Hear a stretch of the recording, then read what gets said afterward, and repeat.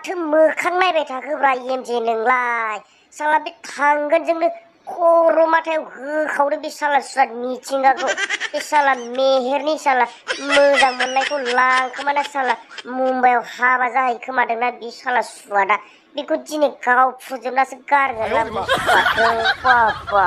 साला मिथिंगा सुवाद साला आंनि मोजां मोननायखौ लांनानै साला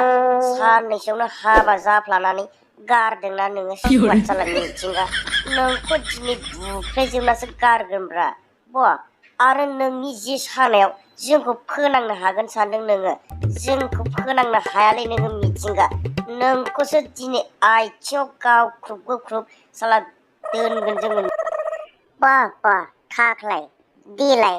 आंबो नायनि आंखौ गावलाय हायोबा देलाय लागायलाय नों आंखौ गावनो दम गैयाब्रा थाख्लाय बे मिथिंगानि थाखाय नोंसोर आंखौ बेंनानै गावनो नागिरदोंना आंबो नोंसोरखौ गाराब्रा थाख्लाय नोंसोरखौबो साफा साफा आंबो खिथेर लाफिननो हायाबा आंबो नैबे मिथिंगा नामखौ लाया मिथिबायना थाख्लाय आच्छा थाख्लाय नोंनि सिलाय गावनायालाय माथो जाखोब्रा गावनो हायाबा आं गावनोसैलै